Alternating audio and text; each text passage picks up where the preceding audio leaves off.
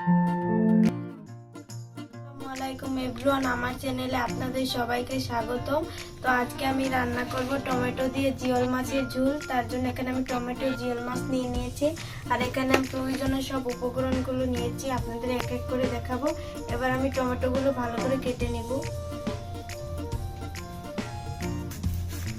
এরকম করে কেটে নেব, পিস পিস করে এরকম করে।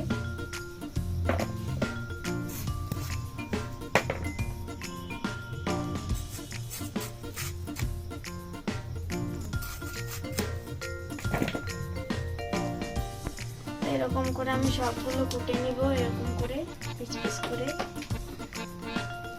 আমার কাছে অনেক বেশি মজা লাগে এই জিওল মাছগুলো, তার জন্য আমার আব্বা আজকে নিয়ে এসেছি।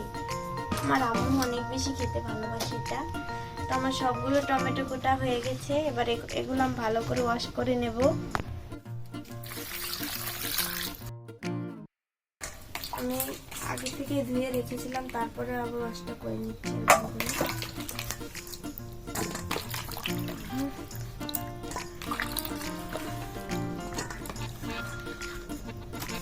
আমার টমেটোগুলো ধোয়া হয়ে গেছে, এখানে মাছগুলো আগে থেকে ধুয়ে নিয়েছি। এই দেখুন, এবার আমি রান্নাটা চড়িয়ে দেব। তার জন্য আমি চুলাটা জ্বালিয়ে নিচ্ছি। এবার আমি একটা কড়াই বসিয়ে দেব চুলায়। এখানে আমি তেল দিয়ে নিচ্ছি পরিমাণ মতো।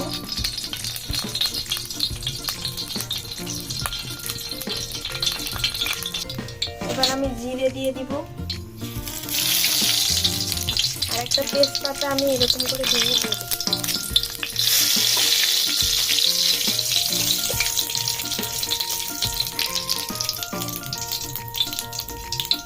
এবার আমি দিয়ে দিব পেঁয়াজের পাতা।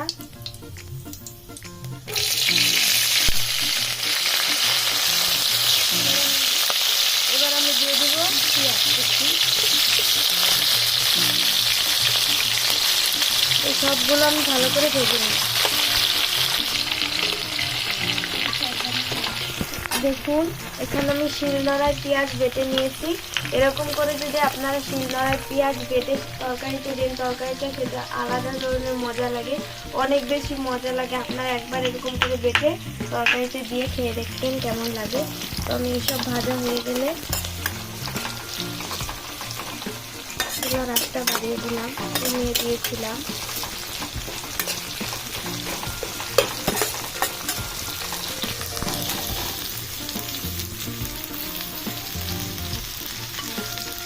এবার আমি এখানে দিয়ে দিব হলুদ গুঁড়ো, লঙ্কা গুঁড়ো, ধনিয়া গুঁড়ো। এবার আমি দিয়ে দিব পরিমাণ মতো লবণ।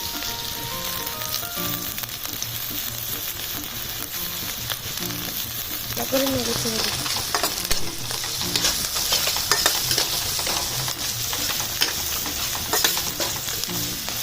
এবার আমি এখানে দিয়ে দিব মাছগুলো, জিওল মাছগুলো দিয়ে ভালো করে নেড়ে দেব।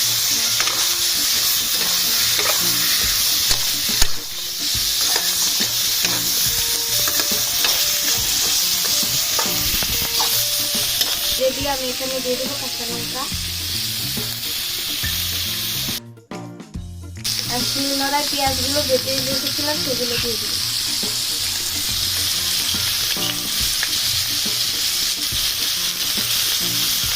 দিয়ে ভালো করে নেড়ে দেব।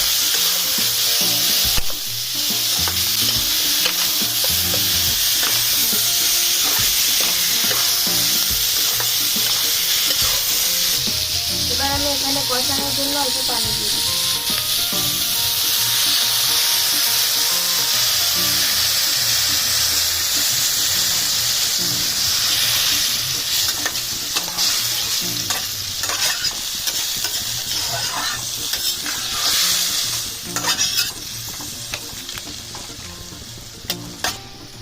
এবার আমি ঢাকনা দিয়ে 5 মিনিটের মতো কষিয়ে নেব।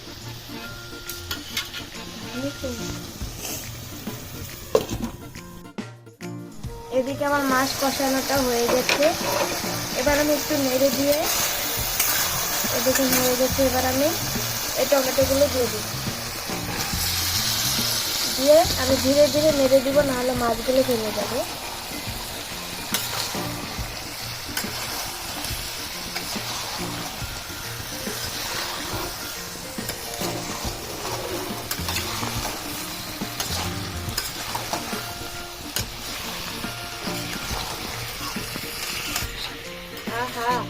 টমেটো দিয়ে জিওল মাছের কম্বো কি যে মজা লাগবে গাইস।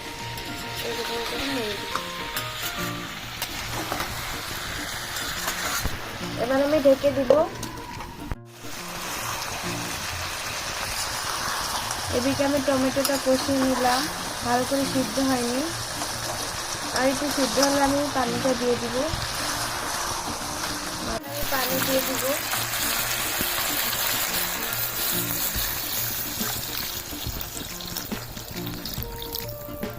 ভালো করে নেড়ে চেড়ে দেব।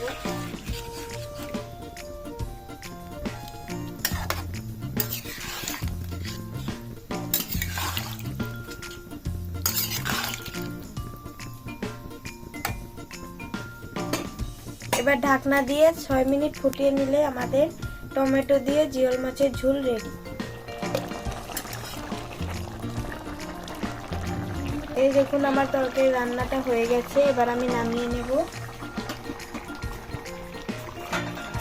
দেখুন এবার আমি নামিয়ে নেব। এবার আমি এরকম করে নামিয়ে নেব।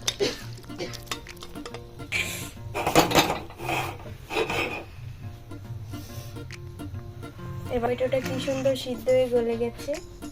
এবার আমরা এটা ভাতের সাথে খাবো। এবার আমি ভাত বেড়ে নিব।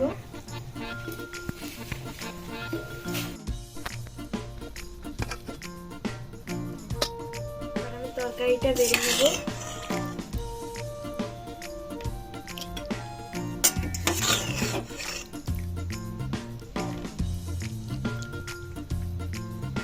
এটা আমার বাবার জন্য আমি বাড়ছি, আমার বাবা এখন ভাত খাবে, তার জন্য বেড়ে নিলাম।